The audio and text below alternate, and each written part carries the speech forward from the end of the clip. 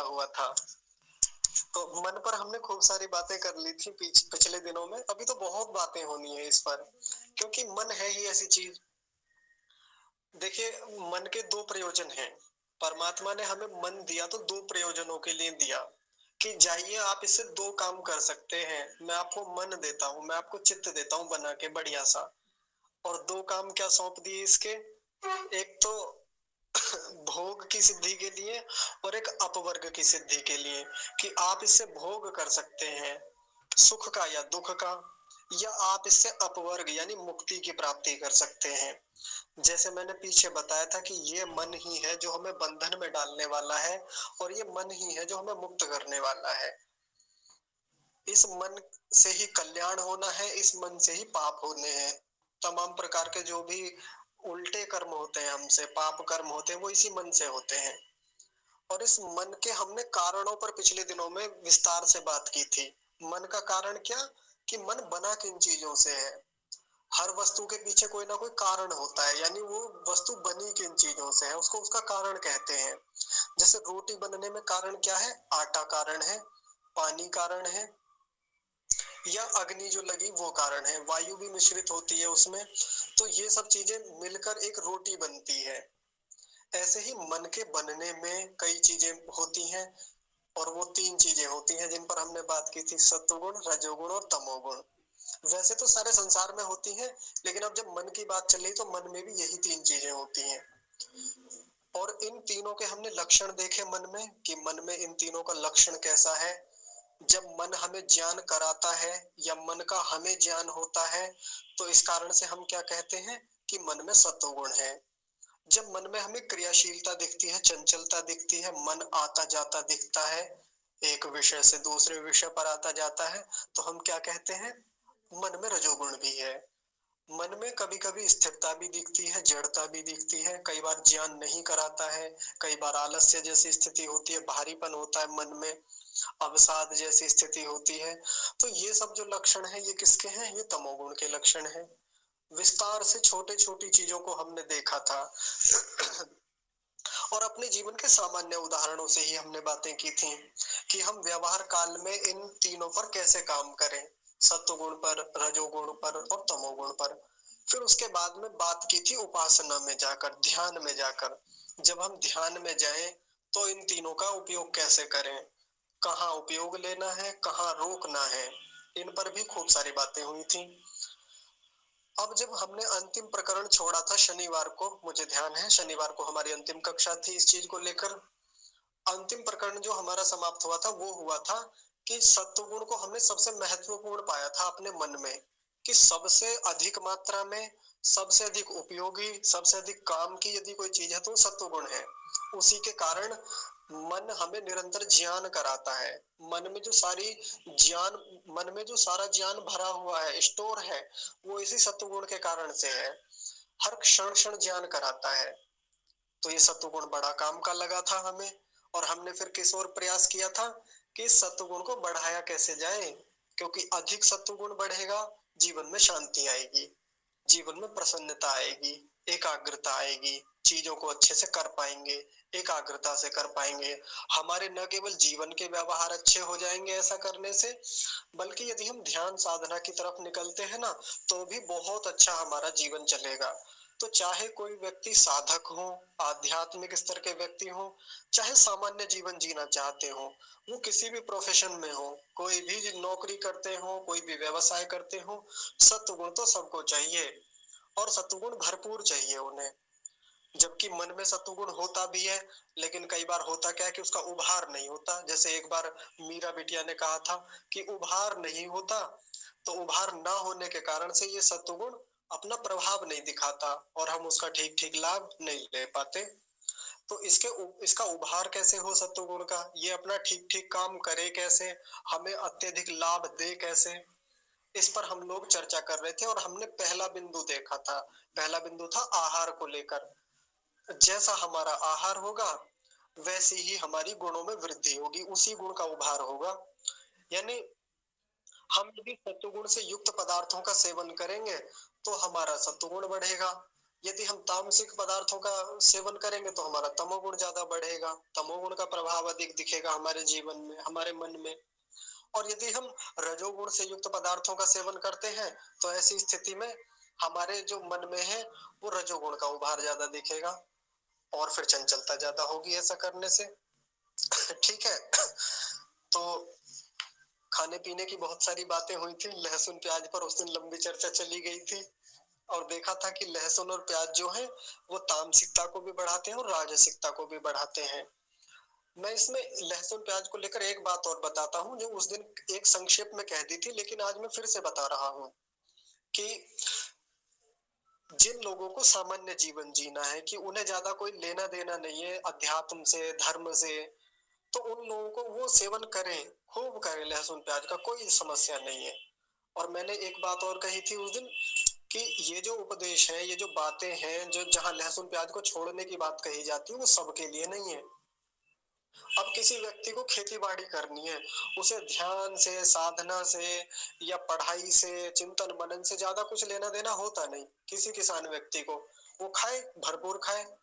अब यदि मेरे जैसा व्यक्ति, मान लीजिए मैं अध्यात्म की ओर प्रेरित हूँ, मेरे पिताजी किसान हैं, अब मैं अपने पिताजी को फोर्स करने लगूं लहसुन प्याज मत खाइए, लहसुन प्याज मत खाइए, ये तो तामसिक होते हैं, राजसिक होते हैं, आप बिल्कुल मत खाइए, ये गलत व्यवहार है। वो मानेंगे भी नहीं। लेकिन यदि मेरे पिताजी अध्यात्म की ओर बढ़ना चाहते हैं और वो सीरियस है इस चीज के लिए कि मुझे उन्हें धार्मिक बनना है तो मैं क्या करूं, मैं फिर अपने पिताजी की लहसुन और प्याज छुड़ाने पे बल दूं, बढ़िया से बल दूं फिर। ऐसे ही पढ़ने वाले बच्चे जो हैं, पढ़ने वाले बच्चों को, विद्यार्थियों को, या हमारे जैसे भी जो पढ़ने वाले बड़े बच्चे हैं, हमें भी लहसुन और प्याज नहीं खाने चाहिए।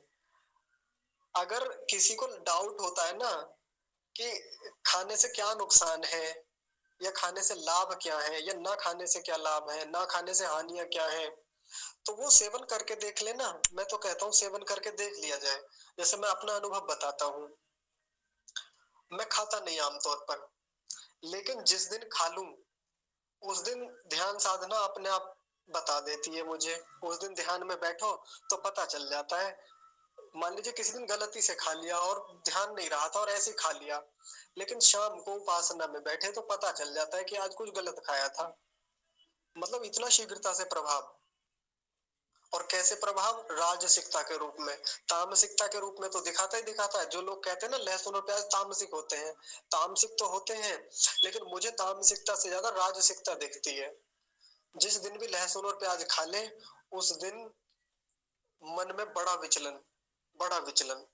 अब फिर एक बात और, कोई ये कहेंगे आप लोग कैसे लोग हो। मान लीजिए कोई मेरे सामने आके अधार्मिक व्यक्ति, सामान्य व्यक्ति आके कहेगा यार आप आध्यात्मिक लोग कैसे लोग हो, लहसुन प्याज से हमें तो कुछ नहीं होता, हमारा मन तो कहीं विचलित नहीं होता, आप थोड़ा सा लहसुन प्याज खा ले आपका मन विचलित हो जाता है, किस बात के साधक हो आप, किस बात के आध्यात्मिक हो। तो फिर वही बात कहूंगा, जो अध्यात्म की ओर बढ़ने वाले लोग होते हैं इस मामले में संवेदनशील होते हैं। जिसने कभी सात्विकता का आनंद लिया हो उस पर राजसिकता बहुत जल्दी प्रभाव दिखा देती है और वो बड़ा सावधान रहता है फिर इन सब चीजों से।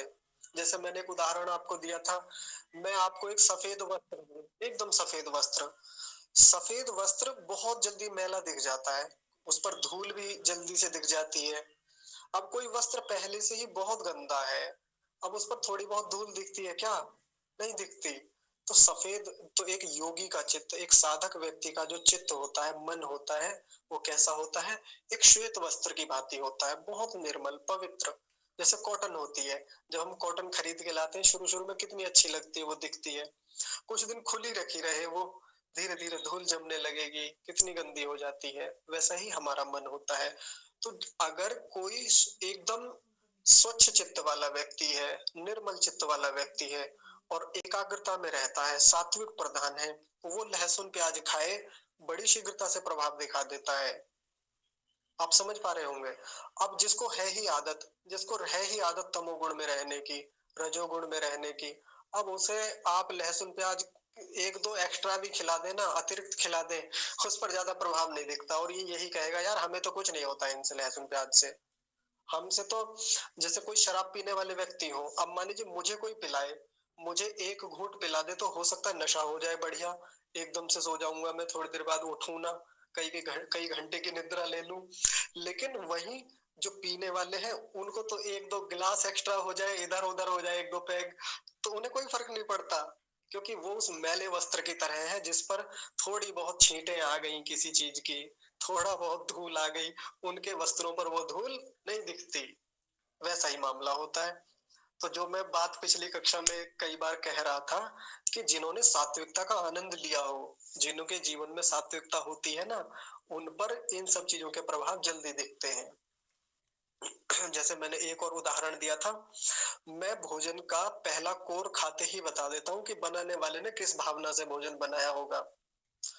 प्रसन्नता से बनाया है कि खिन्नता से बनाया है, ईर्ष्या के भाव से बनाया है या मैत्री की भावना से बनाया है, खाते ही पता चल जाता है। क्यों? क्योंकि मैंने उस सात्विकता को, राजसिकता को बहुत बारीकी से देखा है, इसलिए कह सकता हूं मैं। ठीक है जी। अब जो लहसुन और प्याज को लेकर बात चल रही थी, लहसुन प्याज क्या, कुछ भी चीज हो, और आपके घर का, परिवार का, रिश्तेदार या कोई भी हो, अगर आप उसकी छुड़ाना चाहते हैं ना, तो तभी छुड़ाएं या तभी छोड़ने के लिए प्रेरित करें जब वो स्वयं चाहता हो।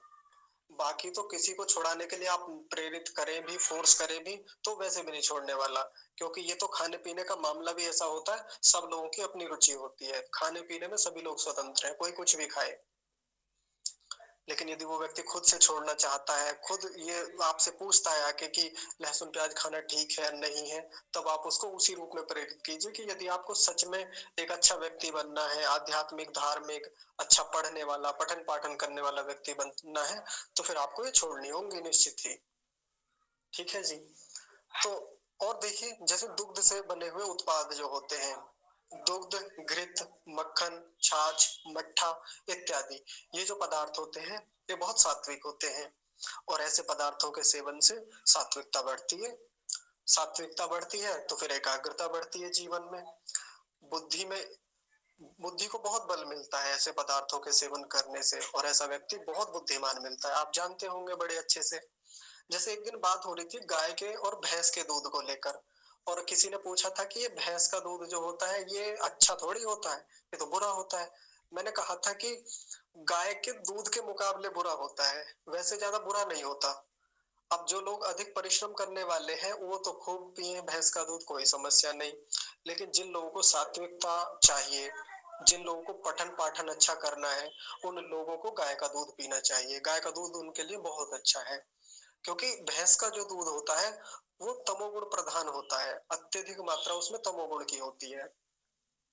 और यदि बल की बात करें, बल देने के मामले में, तो वो भैंस का दूध भी कम नहीं है, उससे भी बहुत बल मिलता है। वो तो आप उनके बच्चों को देख के पता कर सकते हैं ना, गाय के बच्चे को देखिए, भैंस के बच्चे को देखिए, तो बल में वो भी भैंस का बालक भी कम नहीं होता, वो भी खूब मजबूत होता है। लेकिन बात जब आए ना स्फूर्ति की, बुद्धिमत्ता की, तो जितना गाय का चतुर होता है, उतना भैंस का बच्चा जो है वो उतना चतुर होता नहीं, चालाक नहीं होता। और इसके शरीर में देखो कितनी स्फूर्ति होती है। आप उनके बच्चों से ही पता कर पाएंगे, उनके दोनों के बच्चे दूध पीते हैं, तो यदि हम उनका दूध पिए तो हमारे शरीर पर कैसा प्रभाव आएगा, हमारे मन पर कैसा प्रभाव आएगा, ये भी हम पता कर सकते हैं। ठीक है जी। ऐसे ही एक बात हुई थी बासी भोजन को लेकर, पहले का रखा हुआ भोजन हो सकता है, या पैक्ड फूड जो आजकल चलते हैं, पहले से बना रखे हैं, वो कई कई दिन तक चलते रहते हैं, उनमें वो क्या बोलते हैं, प्रिजर्वेटिव्स, हाँ, ये संरक्षक मिला के उनको लंबे समय तक बनाए रखते हैं, शुद्ध बनाए रखते हैं। तो ऐसा भोजन जो होता है वो तामसिक भोजन की श्रेणी में आता है। और ऐसा भोजन करने वाले लोगों की तामसिकता बढ़ती है, जीवन में आलस्य आता है, प्रमाद आता है, और साथ में क्या आता है, जीवन में जड़ता आती है, मूर्खता आती है। अधिक ज्ञान ऐसे लोगों को हो नहीं पाता, चीजों का एकाग्रता ऐसे लोगों की संपादित नहीं हो पाती। इसलिए ऐसे पदार्थों के सेवन से अधिकांश बचना चाहिए। मजबूरी में करना पड़ रहा है, कहीं यात्रा में थे, कहीं फंस गए थे, या कहीं विकल्प नहीं था जी, या कुछ और स्थिति थी तो ये करना पड़ गया, ऐसे में कोई समस्या नहीं। तो आपातकालीन स्थितियों में तो बाधाएं नहीं होती, लेकिन फिर भी जब हमारे जीवन का ही हिस्सा बनने लगे ऐसे पदार्थ, तो फिर हमें बचना चाहिए। यदि हम सच में एक उन्नति चाहते हैं अपनी, हम आध्यात्मिक बनना चाहते हैं, तब की बात है ये। और मैं फिर वही बात कहूंगा, यदि आपको सांसारिक ही बने रहना है, आपको एक सामान्य जीवन जीना है, चुपचाप एक जीवन गुजार लेना है, तो आप पैक्ड फूड हर दिन खाइए, उसी पर खाइए, उसी पर सोइए, कुछ भी कीजिए, फिर अपने कमरे में उन्हीं को भर के रखिए, कोई बात है नहीं। ठीक है। तो ये कुछ जानकारी आहार को लेकर हुई। अब एक बस छोटी सी चर्चा और करके आज की कक्षा को विराम देते हैं, क्योंकि ये विषय तो लंबा चलेगा। अगला है निद्रा। निद्रा का भी बड़ा प्रभाव पड़ता है। जैसी निद्रा हम लेंगे, वैसा ही हमारे मन पर प्रभाव पड़ेगा। अब निद्रा यदि हम सात्विक लेते हैं, समय से लेते हैं, नियमित लेते हैं, तो हमारे मन पर भी वैसा ही प्रभाव पड़ेगा, वैसे ही गुण को उभारने वाला होगा वो। कैसे? वो ऐसे, कुछ लोग देखे होंगे जो रात में उल्लू प्रवृत्ति के होते हैं। उल्लू प्रवृत्ति के जानते हैं आप? रात्रि में जागने वाले, रात्रि में जागकर पढ़ते हैं, रात्रि में जागकर काम करते हैं, रात्रि में जागकर मूवी देखते हैं, फोन चलाते हैं, या कुछ भी करते हैं, वो अपना व्यर्थ में भी समय गंवाने वाले होते हैं। या कुछ लोग मजबूरी में भी जागते हैं रात में, भाई उनकी नाइट ड्यूटी है, किसी को ट्रक चलाना है, किसी को ड्राइविंग रात में करनी पड़ रही है, किसी का है कुछ ऐसी मजबूरी, तो उनको रात्रि में जागना पड़ता है। तो जो लोग रात्रि में जाग जाग के काम करते हैं, उनके जीवन में निश्चित रूप से तामसिकता प्रधान मिलेगी, तामसिकता बढ़ी मिलेगी। ऐसे लोग अधिक जड़ता वाले होते हैं, उनका जो एकाग्रता का स्तर होता है वो कमजोर होता है। आप किसी को भी उठा के ले लीजिए, किसी को भी देख लीजिए। वहीं जो लोग जल्दी सोते हैं, जल्दी का मतलब जो रात्रि में पर्याप्त निद्रा लेते हैं, ठीक समय पर सोते हैं, ठीक समय पर उठ जाते हैं, ऐसे लोगों का सत्वगुण उभरा हुआ होता है। क्योंकि तमोगुण का जितना उपयोग इन्होंने लेना था, वो उतना अच्छे से लेते हैं रात्रि में। अब मान लीजिए आप रात्रि में जागे, तो जिस तमोगुण को रात्रि में काम करना चाहिए था, जिससे लाभ ले लेना चाहिए था, वो लिया नहीं। अपना प्रभाव अब कहीं ना कहीं तो दिखाएगा, अब दिन में दिखाएगा। जब आप कुछ और काम कर रहे होंगे, आपको निद्रा की ओर ले जाएगा। फिर ऑफिस में जाएंगे, निद्रा आएगी, स्कूल कॉलेज में जाएंगे, निद्रा आएगी, कोई भी काम कर रहे हैं, फिर नींद आएगी, वो उधर धकेलेगा। पढ़ना चाह रहे हैं, पढ़ाई में मन नहीं लग रहा, खाना बना रहे हैं, घर में कुछ भी काम कर रहे हैं, तो ये यात्रा में जा रहे हैं, अब वो उधर मन लगने नहीं देगा, यानी एकाग्रता को बनने नहीं देगा, अब वो सत्वगुण को दबाने का काम करेगा। इसलिए बड़ा महत्व का है कि आप शीघ्रता से सोएं और पर्याप्त निद्रा लें, जितनी लेनी चाहिए, जितना आपका शरीर निद्रा मांगता है उतनी तो उसे दें, अवश्य दें। फिर कुछ का है विलंब से सोने का, देरी से सोने का। वही बात हो गई, देरी से सोएंगे तो उसमें उतनी ही हानि होगी जितना आप तमोगुण को बचाएंगे, वहां से तमोगुण का लाभ नहीं लेंगे तो फिर वो आगे जाके और परेशान करेगा। तो निद्रा के बारे में तो इतना ही है कि निद्रा पर्याप्त ली जाए, यथा समय ली जाए, शीघ्रता से सोया जाए और शीघ्रता से उठा जाए। फिर इसमें एक छोटी सी बात ये भी रह गई कि सुबह को देरी से उठना। बहुत सारे लोगों की आदत होती है ना, सुबह को देरी से उठते हैं, सूर्योदय के बाद उठते हैं, बहुत बहुत विलंब से भी उठने वाले लोग हैं। ऐसे भी हैं 10-10, 11-11 बजे भी उठने वाले सुबह को, जो रात्रि में लेट सोए थे, 1, 2, 3, 4 बजे सोए। कुछ की तो आदत ही 3-4 बजे सोने की हो गई है, कहते नींद नहीं आती। अब नींद नहीं आती, मैं कहता हूँ नींद नहीं आती तो पढ़ाई कीजिए। फिर कहते हैं, फिर एक दूसरी शिकायत लेके आते हैं कि पढ़ने बैठते हैं तो नींद आती है। जैसे मैं कहूँ स्वाध्याय किया करो, मैंने किसी से कहा स्वाध्याय किया करो, तो क्या बहाना लेके आएंगे, स्वाध्याय करते हैं तो नींद बहुत आती है, पढ़ते ही तुरंत नींद आने लगती है। फिर कुछ दिनों बाद शिकायत लेके आएंगे नींद नहीं आती, मैं कहता हूँ तो पढ़ा करो। तो दोनों समस्याएं एक दूसरे के पूरक हैं। अगर नींद नहीं आ रही तो पढ़ना शुरू कर दीजिए, नींद आ जाएगी तुरंत। और अगर पढ़ाई नहीं हो पा रही है तो फिर सो जाइए, सबसे अच्छा विकल्प यही है। फिर निद्रा लीजिए अच्छे से। ठीक है जी, निद्रा का बहुत बड़ा प्रभाव हमारी सात्विकता, राजसिकता और तामसिकता पर पड़ता है, इसका हमें विशेष ध्यान रखना चाहिए। और यहाँ जो हमने तमोगुण का अच्छे से लाभ ले लिया और हमने निद्रा अपने जीवन में पर्याप्त मात्रा में ली, तो फिर इसका उपयोग हमारी साधना में होगा अच्छे से। फिर हम ध्यान लगाने बैठेंगे तो फिर वहां हम अच्छे से ध्यान लगा पाएंगे, एकाग्रता को संपादित कर पाएंगे। आगे की कक्षाओं में भी हम लोग इस विषय पर और चर्चा करेंगे। तो आज की कक्षा को हम यहीं विराम देंगे। आप सभी लोग कक्षा में जुड़े और सब लोग धैर्य से सुन रहे हैं, इसके लिए आप सभी का हृदय से बहुत सारा धन्यवाद। आज की कक्षा को यहीं विराम। आप सभी को सादर प्रणाम। हम सभी आनंद में रहें, प्रसन्नचित्त रहें, उत्साहित रहें और आगे बढ़ते रहें। और हाँ, विशेष रूप से धन्यवाद परमपिता परमेश्वर के लिए कि जिनकी कृपा से ये सब व्यवस्थाएं संचालित हो पाती हैं।